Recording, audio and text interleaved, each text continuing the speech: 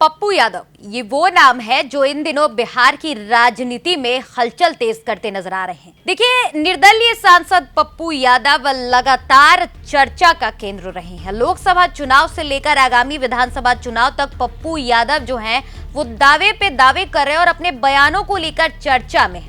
नमस्कार, आप देख रहे हैं आर्यन खबर और मैं हूं यति आपके साथ। देखिए, पप्पू यादव जो है लगातार सीटों की मांग कर रहे हैं कांग्रेस से। अब चलिए पुरानी तस्वीरों की बात कर लेते हैं। पप्पू यादव जब लोकसभा का चुनाव लड़ना चाह रहे थे तब उन्होंने महागठबंधन से पूर्णिया की सीट मांगी थी। पूर्णिया की सीट पप्पू यादव को नहीं मिली, पप्पू यादव बागी हो गए। इसके बाद पप्पू यादव ने निर्दलीय चुनाव मैदान में उतरने का फैसला किया। इसके बाद उन्होंने जीत जो है वो पूर्णिया से निर्दलीय कैंडिडेट के तौर पर फतेह हासिल की। अब विधानसभा का चुनाव करीब है और जैसे जैसे विधानसभा का चुनाव आ रहा है वैसे वैसे पप्पू यादव के सुर बदलते नजर आ रहे हैं। पप्पू यादव जो है अपनी जाप पार्टी का विलय कर देते हैं कांग्रेस के साथ और अब इसी कांग्रेस से यानी कि बिहार कांग्रेस से पप्पू यादव ने 12 सीटों की मांग की है।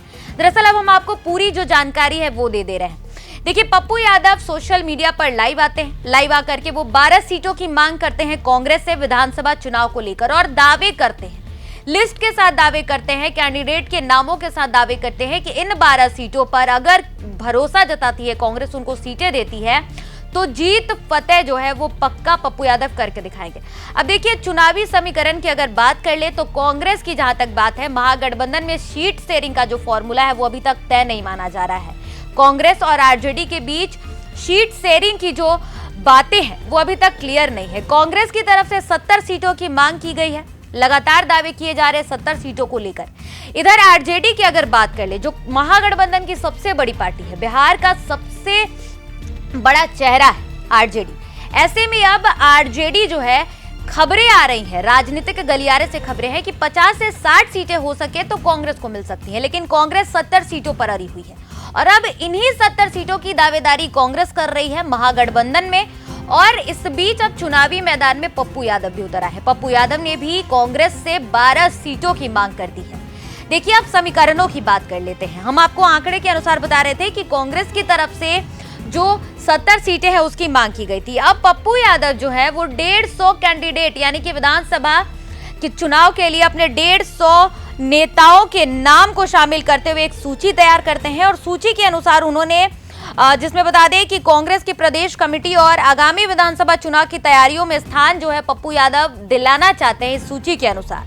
अब उन्होंने 12 विधानसभा सीटों पर अपने नेताओं के लिए टिकट की दावेदारी कर दी है। इन सीटों में पटना का कुम्हरार जो है वो टॉप पर है। इसके अलावा बता दें कि सीवान का गोरिया कोठी और कोसी पूर्णिया क्षेत्र के भी कुछ सीटें शामिल है। पप्पू यादव का ये दावा है कि इन क्षेत्रों में उनके नेताओं का मजबूत जनाधार है और कांग्रेस को इसका सीधा फायदा विधानसभा चुनाव में मिल सकता है।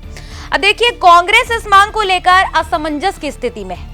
मौजूदा राजनीति समीकरणों के अनुसार इंडिया गठबंधन के तहत कांग्रेस को बिहार में 50 से 60 सीटें देने की बात चल रही है। कांग्रेस दावे 70 सीटों की कर रही है और इन्हीं 70 सीटों पर अभी तक पेच फंसा हुआ है, क्योंकि महागठबंधन में सीट शेयरिंग का मामला बीते कई दिनों से चल रहा है। सब जानना चाहते हैं कि आखिर किस पार्टी को कितनी सीटें मिलने वाली हैं। ऐसे में पप्पू यादव भी अब इसी बीच कूद पड़े हैं और पप्पू यादव जो है वो अब टेंशन बढ़ा रहे हैं राहुल गांधी यानी कि बिहार कांग्रेस के साथ साथ आरजेडी की भी, क्योंकि लगातार सीट शेयरिंग का जो फॉर्मूला है वो महागठबंधन में ही तय नहीं है। इस बीच पप्पू यादव का इस तरह से बयान देना, 12 सीटों पर दावेदारी करना, कहीं ना कहीं महागठबंधन के बीच बड़ा बदलाव ला सकता है और ये कहना गलत नहीं होगा कि बिहार में पप्पू यादव जो है वो समीकरणों को बदल सकते हैं महागठबंधन के अंदर। फिलहाल इस खबर पे इतना ही। ऐसी तमाम खबरों के लिए आप बने रहें आर्यन खबर के साथ। धन्यवाद।